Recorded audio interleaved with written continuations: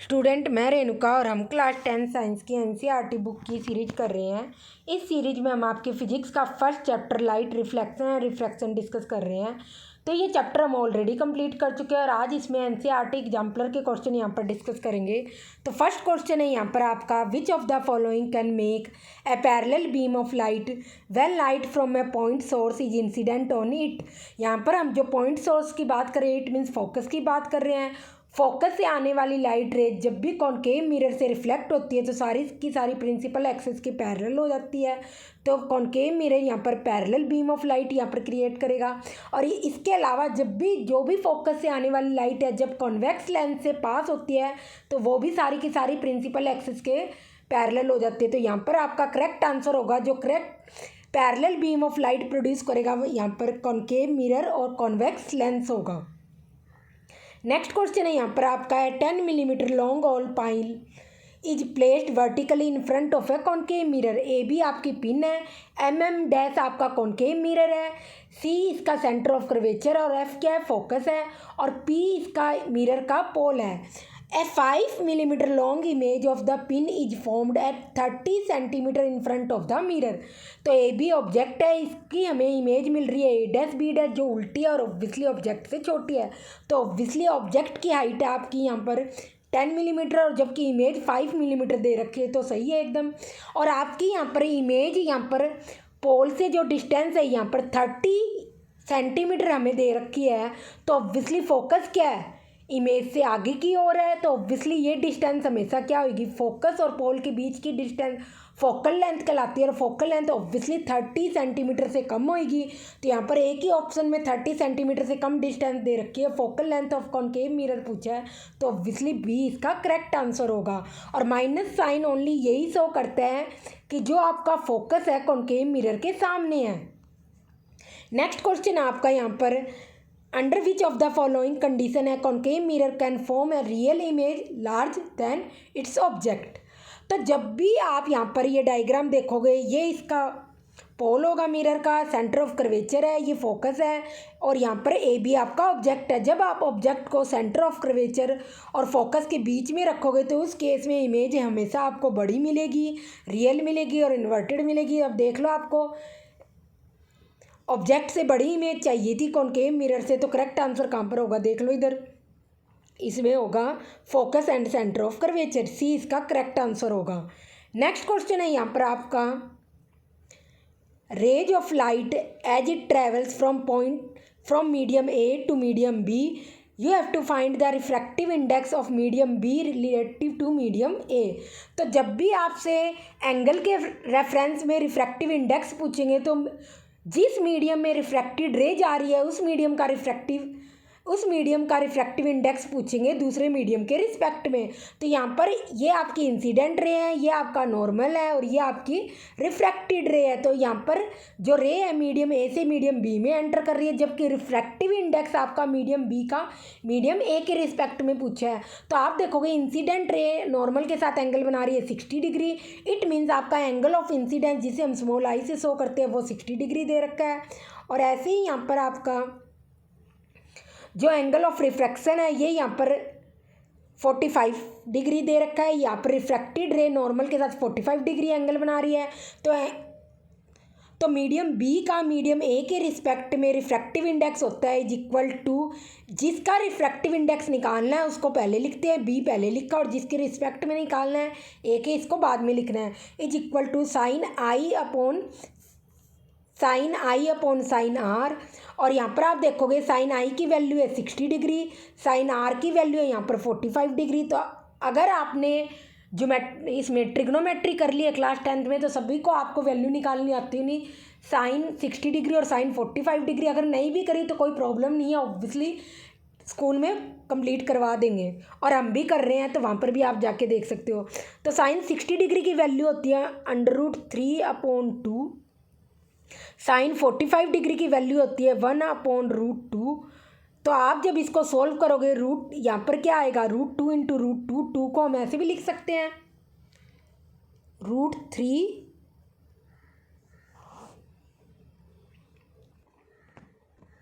तो 2 को हमने √2 × √2 की फॉर्म में लिख दिया। जब 2 को √2 इंटू √2 की फॉर्म में लिखोगे तो आप देखोगे ये √2 ये इस √2 से यहाँ पर कट जाएगा और जो आपका करेक्ट आंसर होगा वो √3/√2 आएगा, ये करेक्ट आंसर होगा। नेक्स्ट क्वेश्चन है यहाँ पर आपका, a light ray enter from medium A to medium B as shown, the refractive index of medium B relative to medium A. तो हमने जैसे अभी देखा था refractive index of medium B to medium A is equal to होता है जब velocity की जब स्पीड की फॉर्म में लिखते हैं हम नीचे उस मीडियम की स्पीड लिखते हैं, उस मीडियम में लाइट की स्पीड रखते हैं जिसका रिफ्रैक्टिव इंडेक्स निकालना होता है। हमें मीडियम बी का यहाँ पर रिफ्रैक्टिव इंडेक्स निकालना है तो नीचे मीडियम बी की स्पीड लिखेंगे और ऊपर जिसके रिस्पेक्ट में निकालना है उस मीडियम में लाइट की स्पीड लिखेंगे। तो यहाँ पर मीडियम बी में लाइट की स्पीड नीचे आएगी, मीडियम ए में लाइट की स्पीड ऊपर आएगी। और ऑब्वियसली यहाँ पर आप देखोगे मीडियम बी क्या है आपकी, जब लाइट मीडियम ए से मीडियम बी में एंटर कर रही है तो ऑब्वियसली यहाँ पर टुवर्ड्स द नॉर्मल हो रही है तो obviously medium B denser medium होगा, यहाँ पर लाइट की स्पीड कम हो जाएगी। तो कुल मिलाकर मीडियम बी में लाइट की स्पीड कम होएगी तो ये जो सारी की सारी जो टर्म है 1 से ज़्यादा आएगी। तो यही हमसे पूछा है कि यहाँ पर क्या इसका करेक्ट आंसर होगा, greater than unity. Unity means 1 से ज़्यादा आंसर होगा क्योंकि वेलोसिटी है जो मीडियम बी में लाइट की वो कम है और जबकि मीडियम ए में लाइट की स्पीड यहाँ पर ज़्यादा होगी। नेक्स्ट क्वेश्चन है यहाँ पर आपका, beam of light are incident through the holes A and B merge out of box through hole C and D respectively. तो इसके बीच में ये कौन सा यहाँ पर क्या लिया गया है यही हमें बताना है।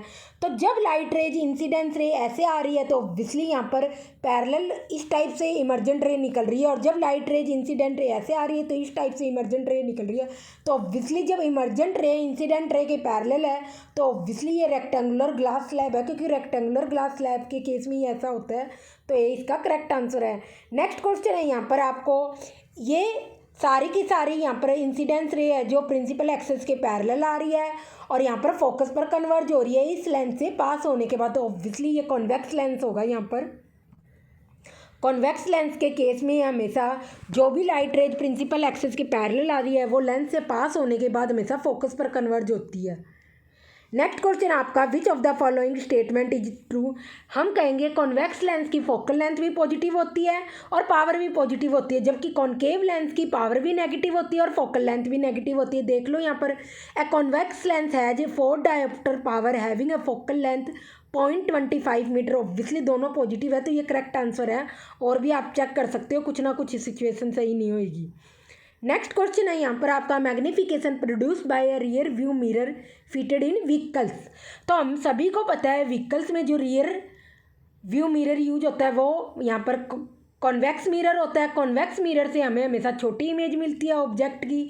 तो अगर हम कहेंगे जो मैग्निफिकेशन होता है वो हमें ये बताता है कि ऑब्जेक्ट के रिस्पेक्ट में इमेज की हाइट क्या है, इमेज छोटी मिल रही है, बड़ी मिल रही है ऑब्जेक्ट से या इक्वल साइज की मिल रही है। तो मैग्निफिकेशन को हम एम से डिनोट करते हैं equal to height of image upon height of object होती है यहाँ पर। तो आप देखोगे जब हम यहाँ पर रियर व्यू मिरर की बात कर रहे हैं इट मीन्स कॉन्वेक्स मिरर की बात कर रहे हैं और कॉन्वेक्स मिरर के केस में हमेशा हाइट ऑफ ऑब्जेक्ट होती है वो हमेशा हाइट ऑफ इमेज से हमेशा बड़ी होती है। तो इसलिए आप यहाँ पर देखोगे ये अगर ये चीज़ हाइट ऑफ ऑब्जेक्ट है हाइट ऑफ इमेज से यहाँ पर बड़ी होगी तो ऑब्वियसली जो ये कंप्लीट टर्म है 1 से छोटी आएगी तो लेस देन 1 इसका आंसर होगा। नेक्स्ट क्वेश्चन है यहाँ पर आपका, rays from sun converge at a point 15 centimetre in front of a concave mirror. तो सन से रेज आ रही है ऑब्वियसली इन्फिनिटी से आ रही है और कन्वर्ज 15 सेंटीमीटर पर हो रही है। ऑब्वियसली इस केस में फोकल लेंथ आपको 15 सेंटीमीटर दे रखी है और माइनस साइन ये शो कर रहा है कि जो फोकस है वो मिरर के सामने ही है। Where should an object be placed so that the size of image equal to size of object. तो जब भी आप कॉनकेव मिरर के रिस्पेक्ट में ऑब्जेक्ट के सेम साइज की आपको इमेज चाहिए तो उस केस में हमेशा आपको जो ऑब्जेक्ट है सेंटर ऑफ कर्वेचर पर रखना पड़ेगा और इमेज भी आपको सेंटर ऑफ कर्वेचर पर मिलेगी। तो सेंटर ऑफ कर्वेचर और पोल के बीच की जो डिस्टेंस है वो फोकल लेंथ का डबल होती है। तो यहाँ पर आप देख लो फोकल लेंथ यह आपकी 15 सेंटीमीटर है तो इसका डबल कहाँ पर है, ये रही। तो ऑब्जेक्ट को आपको 30 centimetre in front of the mirror रखना पड़ेगा कॉनकेव मिरर के। तो ये करेक्ट आंसर होगा। नेक्स्ट क्वेश्चन है यहाँ पर आपका, a full length image of a distant tall building can be definitely seen by using. तो एक दूर एक टॉल बिल्डिंग है और उसकी फुल लेंथ इमेज आपको किससे मिलेगी, तो ऑब्वियसली कॉन्वेक्स मिरर से मिलेगी यहाँ पर। तो कॉन्वेक्स मिरर इसका करेक्ट आंसर होगा। नेक्स्ट क्वेश्चन है यहाँ पर आपका, in torch search light and headlights of vehicle the bulb is placed. जब भी हम बात करते हैं टॉर्च या व्हीकल्स जैसे स्कूटी कार, सभी में जो आगे की हेडलाइट होती है वो फ्रंट में होती है और उसके अंदर कॉनकेव मिरर यूज होता है। तो कॉनकेव मिरर में क्या होता है, वहाँ पर क्या केस बनता है कि जो बल्ब है ना वो आपका फोकस पर रखा होता है, तो फोकस से आने वाली सारी की सारी लाइट रेज कॉनकेव मिरर से रिफ्लेक्ट होने के बाद प्रिंसिपल एक्सिस के पैरेलल हो जाएगी। तो ऑब्वियसली आगे सारी की सारी लाइट रेज स्प्रेड हो जाएगी और जिससे आप दूर तक देख सकते हो। तो ऑब्वियसली फोकस पर आपका बल्ब रखना चाहिए।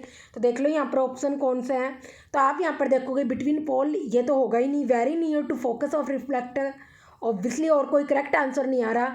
फोकस पर नहीं दे रखा तो बिल्कुल फोकस के बिल्कुल पास रखना है, तो ये इसका करेक्ट आंसर होगा। नेक्स्ट क्वेश्चन है यहाँ पर आपका, ये डायग्राम इस क्वेश्चन का नहीं है। The laws of reflection hold good for, इसका मीनिंग है कि रिफ्लेक्शन के जो लॉज है किस किस पर अप्लाई होते हैं, तो यहाँ पर सभी टाइप के मिरर्स के लिए अप्लाई होते हैं, चाहे वो प्लेन मिरर हो, कॉनकेव मिरर हो, कॉन्वेक्स मिरर हो। तो इसमें शेप कोई भी हो सभी मिरर्स पर अप्लाई होंगे, तो डी इसका करेक्ट आंसर होगा। नेक्स्ट क्वेश्चन है यहाँ पर आपका, ये तो हम कर चुके। The path of a ray light coming from air passing through a rectangular grass slab traced by 4 student ABCD। तो कौन सा करेक्ट होगा, कौन सा स्टूडेंट इसमें करेक्ट है, तो हम देखेंगे जब भी एयर से ग्लास स्लैब में और ग्लास स्लैब से बाहर जब लाइट आती है तो जो इमर्जेंट रे हमेशा इंसिडेंट रे के हमेशा पैरेलल होती है। रेक्टेंगुलर ग्लास स्लैब की केस में देख लो ये कहाँ पर होगा पैरेलल का, ये इंसिडेंट रे है, ये इमर्जेंट रे है और इंसिडेंट रे के इमर्जेंट रे पैरेलल हो रही है, तो ऑब्वियसली बी आपका करेक्ट आंसर होगा। नेक्स्ट क्वेश्चन है यहाँ पर आपका, you are given water, mustard oil, glycerine and kerosene, in which one of these mediums a ray of light incident obliquely at same angle would bend the most। तो इसमें दे रखा है अगर सेम एंगल से लाइट एंटर करे different medium में, जैसे कि वाटर, मस्टर्ड ऑयल, ग्लिसरीन और कैरोसिन में, तो किसमें सबसे ज़्यादा यहाँ पर बेंड होगी। ऑब्वियसली ग्लिसरीन का रिफ्रैक्टिव इंडेक्स सबसे ज़्यादा होता है, तो लाइट इसी में सबसे ज़्यादा बेंड होगी, तो ग्लिसरीन इसका करेक्ट आंसर होगा। नेक्स्ट क्वेश्चन है, विच ऑफ द फॉलोइंग रे diagram is correct for the ray of light incident on concave mirror.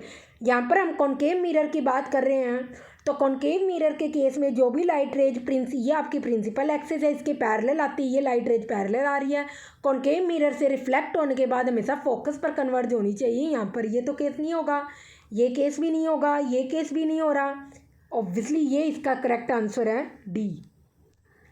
क्योंकि इस केस में आप यहाँ पर देखोगे जो भी लाइट रेज ये प्रिंसिपल एक्सिस है, ये लाइट रेज पैरेलल आ रही है, incident ray mirrors concave mirror से रिफ्लेक्ट होने के बाद फोकस पर कन्वर्ज हो रही है, तो ये करेक्ट आंसर होगा।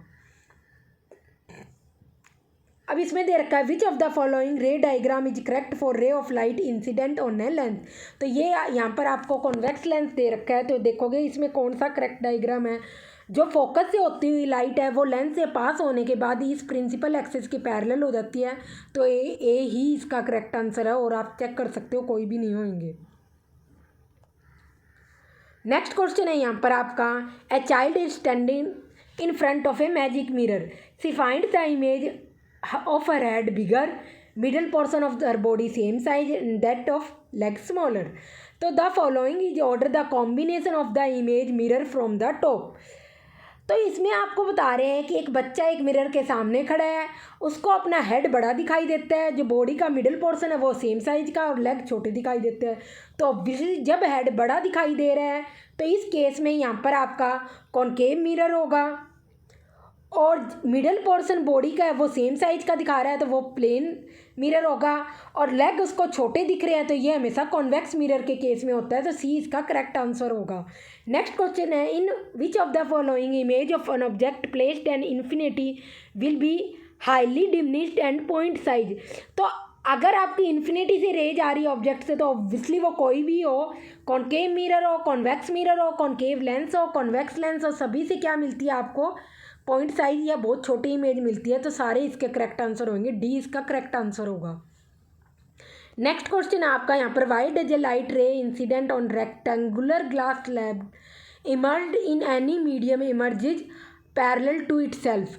तो इसमें है कि अगर एक लाइट रेज यहाँ पर एंटर कर रही है रेक्टेंगुलर ग्लास स्लैब में और जो इमर्जेंट रे है वो इंसिडेंट रे के हमेशा पैरेलल क्यों होती है रेक्टेंगुलर ग्लास स्लैब में, तो क्योंकि यहाँ पर एयर में लाइट की स्पीड यहाँ पर ज़्यादा होगी और ऑब्वियसली जैसे ही ये ग्लास में एंटर करेगी लाइट रेज वहाँ पर स्पीड कम हो जाएगी। तो इस केस में लाइट बेंड होगी नॉर्मल की तरफ, क्योंकि स्पीड कम होगी, रेज को ऐसे जाना था पर जा कैसे रही है एक्चुअल में ऐसे ही इस वाली लाइन से जा रही है, तो बिकॉज यहाँ पर स्पीड कम होगी और जैसे ही यहाँ पर इससे बाहर निकलेगी ग्लास से तो ऑब्वियसली क्या हो जाएगी, इस केस में स्पीड बढ़ जाएगी और ऑब्वियसली स्पीड बढ़ जाएगी और ऑब्वियसली लाइट रेज कैसे पास होएगी, ऐसे पास होएगी, अवे द नॉर्मल होएगी कि बिकॉज यहाँ पर स्पीड बढ़ गई है।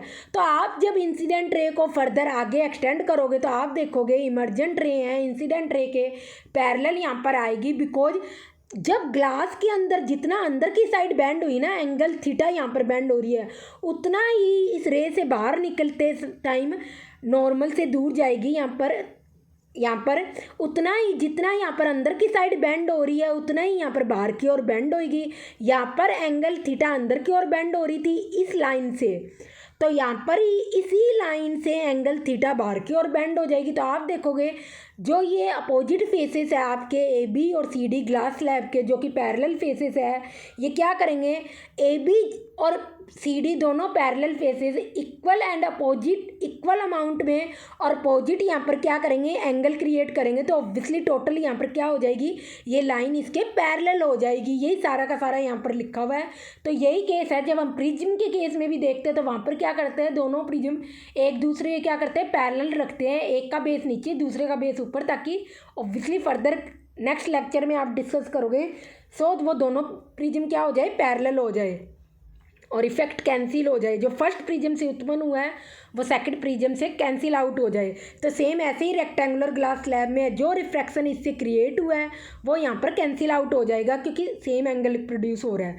जितना एंगल अंदर की ओर बेंड हुई है ग्लास के अंदर उतना ही एंगल बाहर की ओर बेंड होगी। तो यहाँ पर टोटल क्या होगा, इमर्जेंट रे यहाँ पर इंसिडेंट रे के पैरेलल होगी।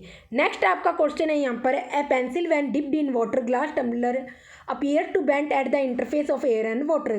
तो आप जब भी एक ग्लास के अंदर पानी भर देते हो और उसके अंदर एक पेंसिल स्टिक डालते हो तो आप देखोगे पेंसिल स्टिक का जो पार्ट पानी के अंदर है वहाँ से आपको इंटरफेस का मतलब है उस पॉइंट से आपको पेंसिल क्या दिखेगी, बेंड दिखने लग जाएगी, जो पानी के अंदर उसका पार्ट है।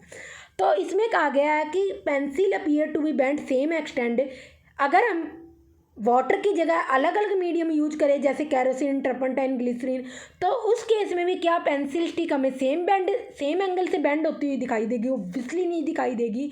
हर एक मीडियम का अपना अपना यहाँ पर रिफ्रैक्टिव इंडेक्स होता है और उसी के अकॉर्डिंग यहाँ पर रेज आगे फर्दर उन मीडियम में जब एंटर करती है तो वहाँ पर एंगल रिफ्रैक्शन ऑफ एंगल बनाती है। तो सभी के केस में एंगल ऑफ रिफ्रैक्शन डिफरेंट होता है। तो ऑब्वियसली यहाँ पर क्या होगी, बेंड होने की जो पावर है वो भी अलग अलग होगी। तो यही लिख रखा है, no the pencil will appear to be bend to different extent as refractive indices liquid are different. Index का प्लूरल इंडाइसिस होता है क्योंकि डिफरेंट मीडियम में रिफ्रैक्टिव इंडेक्स डिफरेंट मीडियम का रिफ्रैक्टिव इंडाइसिस डिफरेंट होगा। तो यही इसका आंसर होगा। नेक्स्ट क्वेश्चन है यहाँ पर आप, how is the refractive index of medium related to speed of light. तो एन आपका रिफ्रैक्टिव इंडेक्स है उस मीडियम का, C/V होता है। ये C यहाँ पर लाइट की स्पीड है एयर में या वैक्यूम में भी कह सकते हैं, दोनों में नेग्लिजिबल डिफरेंस होता है, तो दोनों में ऑलमोस्ट सेम ही मानते हैं। 3 × 10⁸ मीटर पर सेकेंड, ये आपको याद होनी चाहिए। और नीचे उस मीडियम में लाइट की स्पीड है, तो ये आपका यहाँ पर फर्स्ट क्वेश्चन का आंसर होगा। नेक्स्ट है, obtain an expression for refractive index of a medium with respect to another in terms of speed of light in the two medium. तो हम कहेंगे मीडियम बी का मीडियम ए के respect में refractive index होता है is equal to medium A में light की स्पीड अपॉन में मीडियम बी में लाइट की स्पीड। आप इसको ऐसे करके याद रख सकते हो कि जिस मीडियम का रिफ्रैक्टिव इंडेक्स पूछा है ना, वो उस मीडियम में लाइट की स्पीड नीचे आएगी और दूसरे वाले मीडियम में ऊपर आएगी। अभी हमने डिस्कस किया था। नेक्स्ट क्वेश्चन है यहाँ पर आपका, refractive index of diamond with respect to glass is 1.6। तो जो आपको चीज़ दे रखी है वो लिख लो। डायमंड का ग्लास की रिस्पेक्ट में दे रखा है तो आपने लिख लिया यहाँ पर। होता क्या है, नीचे आएगी डायमंड में लाइट की स्पीड और ऊपर आएगी ग्लास में लाइट की स्पीड इज इक्वल टू 1.6। ये आपके पास फर्स्ट इक्वेशन होगी। अब यहाँ पर and absolute refractive index of glass आपको दे रखा है और absolute refractive index of diamond आपको निकालना है। तो absolute refractive index of glass का होगा, डायमंड का लिख लो कोई बात नहीं, सी अपॉन डायमंड में लाइट की स्पीड, और ग्लास का होगा एब्सोल्यूट रिफ्रैक्टिव इंडेक्स। एब्सोल्यूट का मीनिंग है एयर के रिस्पेक्ट में यहाँ पर निकाल रहे हैं, तो ये हो जाएगा सी अपॉन ग्लास में लाइट की स्पीड, और यहाँ पर आपको ये ग्लास का एब्सोल्यूट रिफ्रैक्टिव इंडेक्स दे रखा है आपको 1.5। तो अब क्या करो, इक्वेशन 2 को इक्वेशन 3 से डिवाइड कर दो। यहाँ पर इक्वेशन 2 डिवाइडेड बाय इक्वेशन 3। तो एन डायमंड का रिफ्रैक्टिव इंडेक्स अपॉन में ग्लास का रिफ्रैक्टिव इंडेक्स ऑब्वियसली दोनों का एब्सोल्यूट है। सी अपॉन डायमंड में लाइट की स्पीड और सी अपॉन ग्लास में लाइट की स्पीड, ये आपस में कैंसिल आउट हो जाएगा और आपके पास हो जाएगा ग्लास में लाइट की स्पीड अपॉन में डायमंड में लाइट की स्पीड। और आप यहाँ पर देखोगे इक्वेशन 1 से यहाँ पर डायमंड में लाइट की स्पीड अपॉन ग्लास में लाइट की स्पीड यहाँ पर कितनी आ रही है, 1/1.6 आ रही है। इसको क्या करो, यहाँ पर रेसिप्रोकल ले लो बस इसका। तो यहाँ पर आपका हो जाएगा डायमंड में लाइट की स्पीड, सॉरी ये एब्सोल्यूट रिफ्रैक्टिव इंडेक्स डायमंड का और ग्लास का absolute refractive index is equal to यहाँ पर ग्लास में लाइट की स्पीड अपॉन में डायमंड में लाइट की स्पीड, यहाँ पर इस इक्वेशन से निकाल लेंगे जो कि होगी 1/1.6। डायमंड का आपको यहाँ पर रिफ्रैक्टिव इंडेक्स पूछा और ग्लास का दे रखा है 1.5, तो ये आप लिख लो। ये यहाँ पर थोड़ी सी मिस्टेक होगी, हमें यहाँ पर ग्लास में लाइट की स्पीड अपॉन में डायमंड में लाइट की स्पीड ये ऐसे ही उतारना था, इसका रेसिप्रोकल लेने की नीड नहीं है। तो ये थोड़ा सा यहाँ पर करेक्शन करो आप। तो ये हो जाएगा यहाँ पर 1.6 और ये ग्लास का दे रखा है 1.5 इज इक्वल टू 1.6। तो डायमंड का रिफ्रैक्टिव एब्सोल्यूट रिफ्रैक्टिव इंडेक्स आ जाएगा 1.6 इंटू 1.5। इसको फाइंड कर लेना, आपके पास आपका करेक्ट आंसर आ जाएगा। तो ये ध्यान नहीं किया मैंने, क्योंकि मैंने सोचा फर्दर नेक्स्ट क्वेश्चन है। कुल मिला के आपको क्या करना था, यहाँ पर रिफ्रैक्टिव इंडेक्स निकालना था इसकी हेल्प से। नेक्स्ट क्वेश्चन है यहाँ पर आपका, a convex lens of focal length 20 centimetre can produce a magnified virtual image as well as real image. तो कॉन्वेक्स लेंस है ऑब्वियसली मैग्नीफाइड वर्चुअल और रियल दोनों टाइप की इमेज प्रोड्यूस करता है और फोकल लेंथ 20 सेंटीमीटर है। तो क्या ये स्टेटमेंट करेक्ट है, और अगर है तो ऑब्जेक्ट को कहाँ प्लेस करना चाहिए इन दोनों केस में।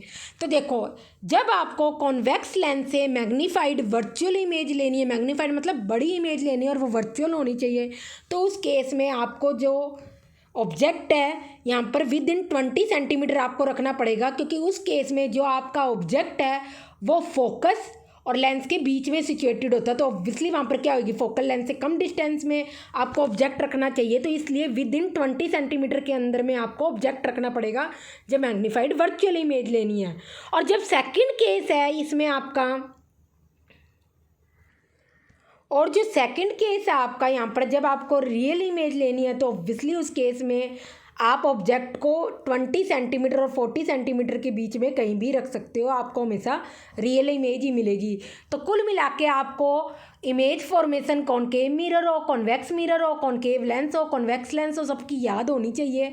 जब आपको ऑब्जेक्ट की कंडीशन याद होनी चाहिए, जब डायग्राम ड्रॉ करोगे पेपर के ऊपर ये डायग्राम, तो इमेज हमेशा आपको अपने आप ऑटोमेटिकली वही मिलेगी जहाँ पर हमें रूल्स में बताया हुआ है। बट जैसे जैसे आप ड्रॉ करोगे आपको याद भी होनी चाहिए, क्योंकि इस टाइप से क्वेश्चन भी पूछ लेते हैं सब्जेक्टिव टाइप में। नेक्स्ट क्वेश्चन है यहाँ पर आपका, Sudha finds out the sharp image of window pane of science laboratory is formed at a distance of 15 centimetre from lens. She now tries to focus the building visible to her outside the window instead of window pane without disturbing the lens. In which direction will she move the screen to obtain a sharp image of the building? तो सबसे पहले वो क्या कर रही थी, window pane it means जो खिड़की का ग्लास है उसकी इमेज ले रही थी यहाँ पर। तो वो यहाँ पर ग्लास विंडो में जो ग्लास लगा हुआ है उसकी इमेज ले रही थी। ऑब्वियसली कॉन्वेक्स लेंस यहाँ पर यूज कर रही थी। तो जो भी लाइट रेज दूर से आती है ऑब्वियसली सारी की सारी फोकस पर कन्वर्ज हो रही है। तो यहाँ पर ये जो 15 सेंटीमीटर की डिस्टेंस पर यहाँ पर इमेज मिल रही थी, इट मीन्स फोकस पर इमेज मिल रही थी। अब जब उसको ग्लास से बाहर इट मीन्स विंडो पेन से बाहर यहाँ पर जो बिल्डिंग है उससे जो लाइट उस बिल्डिंग की इमेज लेनी है उसी लेंस से, लेंस को उसी जगह पर रख के, तो ऑब्वियसली अगर आपका ऑब्जेक्ट दूर जा रहा है लेंस से तो इमेज क्या आएगी, यहाँ पर लेंस के पास में आएगी। तो इस केस में जो इसको मूव करना है, सीधा must move the screen towards the lens, lens की और स्क्रीन को मूव करना चाहिए क्योंकि लेंस का ये बिहेवियर होता है कॉन्वेक्स लेंस का। At the object move further away from the lens, object को क्या कर रही है, वो जो बिल्डिंग है दूर वाली बिल्डिंग की अब उसको इमेज लेनी है तो ऑब्वियसली वो आपका ऑब्जेक्ट है। तो उस केस में इमेज क्या आ जाएगी, लेंस के पास में आ जाएगी। तो ये इसका करेक्ट आंसर होगा क्योंकि देखो ऑब्जेक्ट पीछे जा रहा है तो इमेज क्या आएगी, लेंस के पास में आएगी। कुल मिला के ये होगा इसका। और ये जो 15 सेंटीमीटर दे रखी है ये फोकल लेंथ है यहाँ पर। इट मीन्स क्योंकि रेज दूर से आ रही है विंडो पेन से, तो जो भी रेज दूर से आती है वो हमेशा पैरेलल होती है और ऑब्वियसली कॉन्वेक्स लेंस से पास होने के बाद वो सारी की सारी फोकस पर कन्वर्ज होती है। नेक्स्ट क्वेश्चन है यहाँ पर आपका, how are the power and focal length of a lens related? You are provided with two lenses, focal length 20 cm and 40 cm respectively. Which lens will you use to obtain more convergent light? तो हम सभी को पता है जो power होती है हमारी इज इक्वल टू 1/फोकल लेंथ होती है। आपकी फोकल लेंथ है ये मीटर में दी होती है और पावर आपकी डायोप्टर में होती है। तो कुल मिला के आप देखोगे पावर क्या है, फोकल लेंथ के इन्वर्सली प्रोपोर्शनल है। अगर आप फोकल लेंथ को इंक्रीज करोगे तो पावर उस लेंस की कम हो जाएगी। लेंस आप कोई भी ले लो, कॉन्वेक्स लेंस के केस में हम कन्वर्जिंग पावर की बात करेंगे, कॉन्केव लेंस के केस में हम डाइवर्जिंग पावर की बात करेंगे। पावर दोनों की होगी। तो कोई भी लेंस ले लो, अगर उसकी फोकल लेंथ को बढ़ाएंगे तो उस लेंस की पावर कम हो जाएगी। अगर यहाँ पर फोकल लेंथ को कम करोगे तो उस लेंस की पावर बढ़ जाएगी। तो आप यहाँ पर देख लो, मोर कन्वर्जेंट ट्यूब बनाना है उसको, तो ऑब्वियसली यहाँ पर कॉन्वेक्स लेंस की बात कर रहे हैं और ऑब्वियसली यहाँ पर क्या करना है, उसकी पावर ज़्यादा करनी है, ऑब्टेन मोर कन्वर्जेंट लाइट। तो ऑब्वियसली अगर फोकल लेंथ कम होगी तो पावर क्या हो जाएगी, इंक्रीज हो जाएगी। तो इसलिए फोकल लेंथ जो 20 सेंटीमीटर का जो लेंस है हम वही यूज करेंगे मोर कन्वर्जेंट करने के लिए लाइट को। तो आप फर्दर ऑब्वियसली मोर कन्वर्ज करने के लिए तो आप फर्दर ऑब्वियसली जब हम next chapter ice the wonderful world ये डिस्कस करेंगे तो उसमें आप ये सारा की सारी चीज़ें डिस्कस भी करोगे। नेक्स्ट क्वेश्चन है यहाँ पर आपका, under what condition and in arrangement of two plane mirror incident ray and reflected ray always parallel to each other whatever may be angle of incidence. तो इसमें दे रखा है दो मिरर से जो इंसिडेंट रे और रिफ्लेक्टेड रे आ रही है वो हमेशा एक दूसरे के पैरेलल होगी। ये मैटर नहीं करता कि एंगल ऑफ इंसिडेंस क्या हो। तो जब भी आप टू मिरर्स को एक दूसरे के परपेंडिकुलर रखोगे तो यहाँ पर ये एक मिरर है, ये दूसरा मिरर है, एक दूसरे के परपेंडिकुलर है। इससे जो इंसिडेंट रे आ रही है इस मिरर के परपेंडिकुलर ये नॉर्मल है, इससे एंगल ऑफ इंसिडेंस आई बना रही है। ये रिफ्लेक्टेड रे है, ये यहाँ पर एंगल ऑफ रिफ्लेक्शन है। फिर ये इस वाले मिरर के लिए ये जो होगी इंसिडेंट रे हो जाएगी, ये रिफ्लेक्टेड रे होगी। तो आप देखोगे इंसिडेंट रे के पैरेलल आ रही है रिफ्लेक्टेड रे। तो कुल मिलाकर आप कहोगे अगर दोनों मिरर एक दूसरे के परपेंडिकुलर हुए 90 डिग्री एंगल पर हुए तो उस केस में हमेशा इंसिडेंट रे रिफ्लेक्टेड रे के हमेशा पैरेलल होगी। नेक्स्ट क्वेश्चन है यहाँ पर आपका, the image of candle flame formed by a lens obtained on a screen placed on the other side of the lens, दूसरी साइड आपको मिल रही है। तो ऑब्वियसली क्या यहाँ पर कॉन्वेक्स लेंस की बात कर रहे हैं, उसी केस में क्या मिलती है हमें इमेज दूसरी साइड मिलती है। कॉन्वेक्स लेंस की मैग्नीफिकेशन हमेशा क्या होती है, नेगेटिव होती है। और यहाँ पर दे रखा है इमेज क्या 3 टाइम्स है यहाँ पर फ्लेम की फ्लेम मतलब कैंडल की जो आग जल रही होती है ना, वो flame. The distance between the lens and image is 80 centimetre. तो डिस्टेंस आपको दे रखी है यहाँ पर, लेंस और इमेज के बीच में 80 सेंटीमीटर यहाँ पर डिस्टेंस दे रखी है, जो कि ये रही। और बिकॉज यहाँ पर आपकी इमेज लेंस की दूसरी साइड बनती है, तो जो ये डिस्टेंस है पॉजिटिव होगी। मैग्नीफिकेशन का फॉर्मूला होता है m=v/u। तो मैग्नीफिकेशन आपका है -3, इसमें वैल्यू पुट कर लो। v आपका 80 सेंटीमीटर अपॉन u, और u यहाँ पर आ जाएगा -80/3।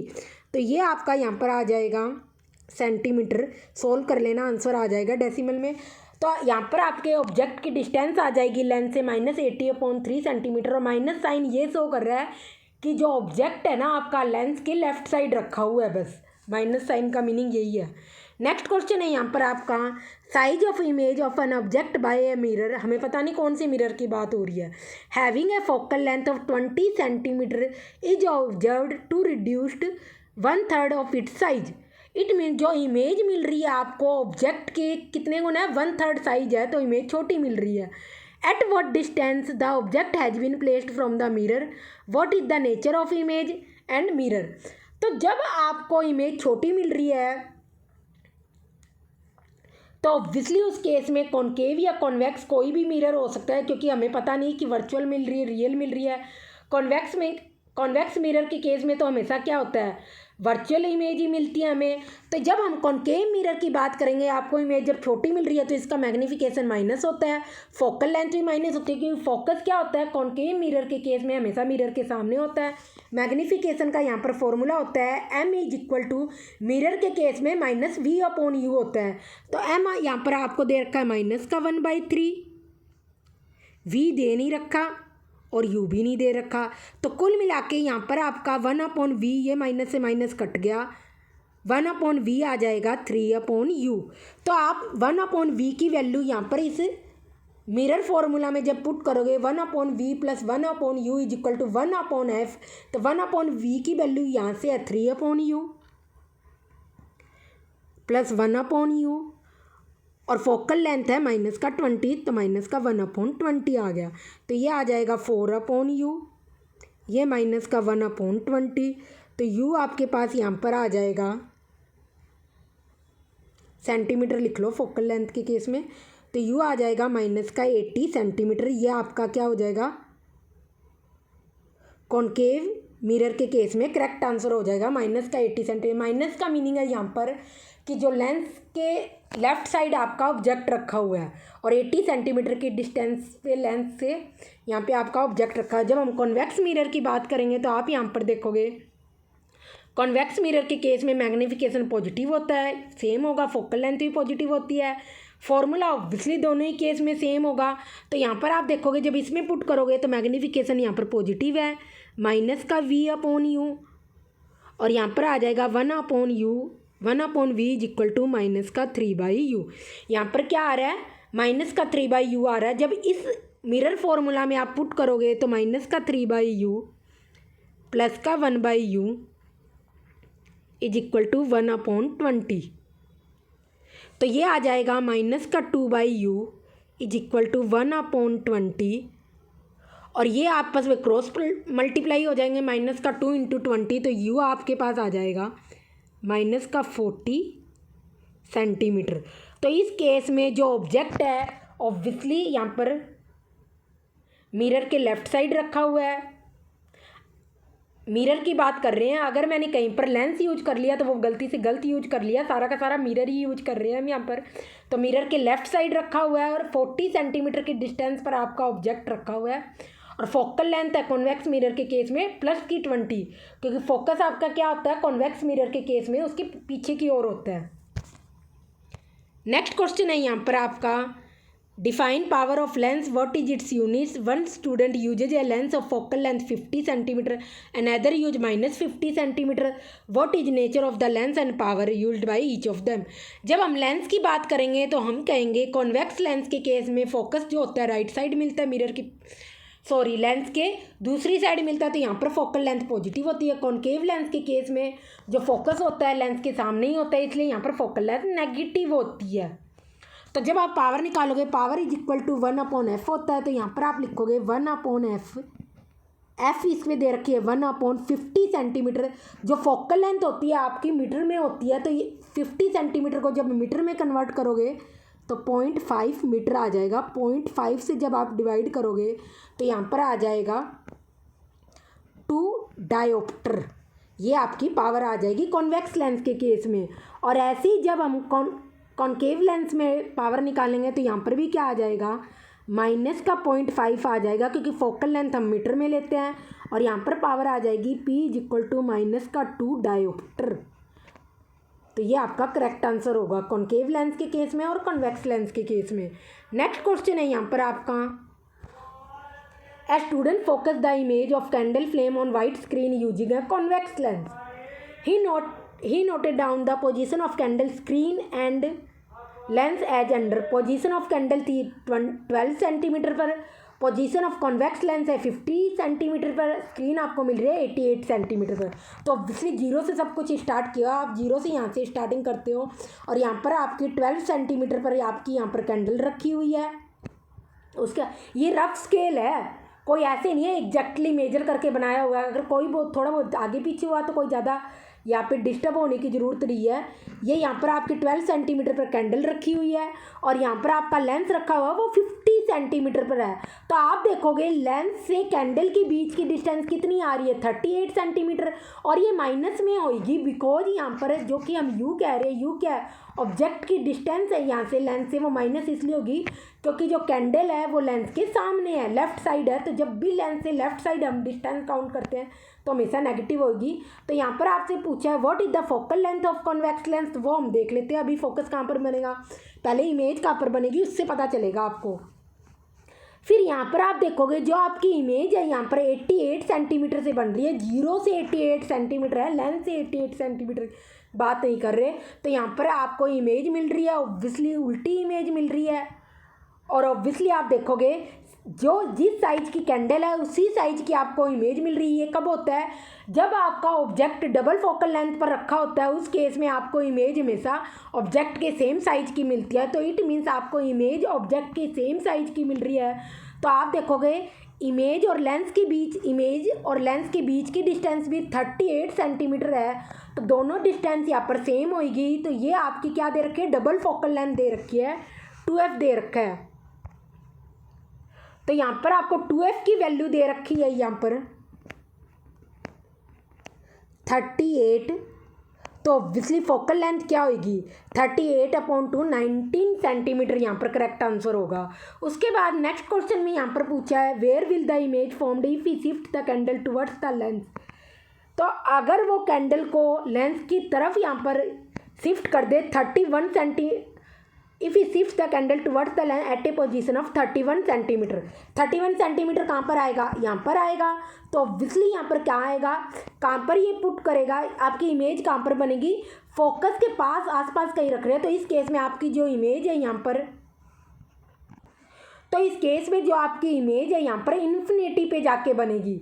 देखो 31 सेंटीमीटर कितनी डिस्टेंस होगी, 31 से जब आपका लेंस था 50 माइनस 31 सेंटीमीटर कितना आ रहा है, 19 सेंटीमीटर। इट मीन्स कुल मिलाकर आपको हो गई यहाँ पर आपका जो ऑब्जेक्ट है वो फोकस पर रखा हुआ है। तो ऑब्वियसली उस केस में फोकस से जो भी लाइट रे जा रही है वो कॉन्वेक्स लेंस से पास होने के बाद सारी की सारी पैरेलल हो जाएगी प्रिंसिपल एक्सिस के। तो ऑब्वियसली उस केस में आपको कहाँ मिलेगी इमेज, इन्फिनिटी पे जाके मिलेगी। तो ये इसका नेक्स्ट आंसर यहाँ पर दे रखा है, infinity image will be formed at infinity. Next यहाँ पर आपका क्वेश्चन है what will be the nature of image formed if we further shift the candle towards the lens. अब अगर वो फोकस से और आगे यहाँ पर कैंडल को शिफ्ट कर रहा है तो ऑब्वियसली यहाँ पर क्या होगा, आपका ऑब्जेक्ट होगा फोकस और लेंस के बीच में यहाँ पर सिचुएटेड होगा। और उस केस में हमेशा आपको वर्चुअल, इरेक्ट और बड़ी इमेज मिलती है। तो यहाँ पर क्या मिलेगी आपको, नेचर ऑफ इमेज क्या होगा, वर्चुअल इमेज मिलेगी, इरेक्ट मिलेगी और मिरर के लेंस के यहाँ पर इस साइड आपको इमेज मिलेगी। तो यही आपका होगा वर्चुअल और इरेक्ट इमेज मिलेगी। और ये देखो दिखा भी रखा है, ये आपको यहाँ पर इमेज मिलेगी। तो वर्चुअल है इसलिए इसे डॉटेड लाइन से शो कर रहा है, आगे की साइड एक्सटेंड करोगे इन रेज को, ये भी आपका ऑब्जेक्ट है, इससे जो रेज पैरेलल आ रही है इस प्रिंसिपल एक्सिस के वो लेंस से पास होने के बाद सारी की सारी फोकस पर कन्वर्ज हो जाएगी और जो ऑप्टिकल सेंटर से जा रही है वो उसी से वापस जाएगी, क्योंकि डेविएट नहीं होगी। जब आप इनको बैकवर्ड एक्सटेंड करोगे तो इस पॉइंट पर मिल रही है, इट मीन्स आपको ए बी छोटे ऑब्जेक्ट की बड़ी इमेज मिल रही है, A dash B dash virtual means काल्पनिक है, आपको सच में रेज ये मीट नहीं हो रही, हमने डॉटेड लाइन से शो करा है, इट मीन्स हमें लग रहा है कि मिल रही है, और इरेक्ट मीन्स सीधी इमेज मिल रही है। तो ये one of the best question था यहाँ पर एनसीईआरटी एग्जाम्पलर का, और बहुत दिमाग वाला यूज था, तो बहुत बढ़िया क्वेश्चन है ये, मे भी आपसे कमिंग एग्जाम में पूछ ले। और जो रे डायग्राम है वो आपको यहाँ पर ड्रॉ किया हुआ है सारा का सारा। नेक्स्ट क्वेश्चन है यहाँ पर, ये आपको खुद सॉल्व करना है, और नेक्स्ट वीडियो में जब हम PYQ डिस्कस करेंगे तो ये क्वेश्चन ऑब्वियसली 100% यहाँ पर डिस्कस करेंगे। देखो एक और बात मैं एडवाइस देना चाहती हूँ सारे बच्चों को, कि यूजुअली बच्चों को इस चैप्टर में 90% बच्चों को प्रॉब्लम क्रिएट होती है, क्योंकि ये चैप्टर प्रैक्टिकल बेस्ड है फिजिक्स का। जब आप नेक्स्ट चैप्टर भी करोगे, जो चारों के चारों चैप्टर है वो प्रैक्टिकल बेस्ड है। अगर आप समझ के करोगे तो कुछ भी नहीं है, ये चैप्टर ऐसे अगर आपने फिजिक्स एक बार समझ ली ना तो आपको एग्जाम में भी रिवाइज करने की नीड नहीं होगी। आप फिजिक्स का 50% पेपर बिना रिवाइज करे अंडरस्टैंड कर लोगे और वापस सॉल्व कर दोगे। तो आपको जस्ट इस चैप्टर में इमेज फॉर्मेशन, रे डायग्राम के रिगार्डिंग सारी की सारी कॉनकेव मिरर हो तो वैसे ही कॉन्वेक्स लेंस बिहेव करता है, ऑलमोस्ट थोड़ा बहुत डिफरेंट होता है, बट आप जब कंपेयर करके इमेज फॉर्मेशन याद करोगे तो आपको इजीली लर्न होगी। और जैसे कॉन्वेक्स मिरर होता है वैसे ही यहाँ पर कॉनकेव लेंस यहाँ पर बिहेव करता है। तो आपकी दोनों की सेम है, आपको इमेज फॉर्मेशन अगर इस चैप्टर में याद होगी ना तो क्वेश्चन सॉल्व करना कुछ भी नहीं है इस चैप्टर के अंदर, बिल्कुल एंड चैप्टर है ये।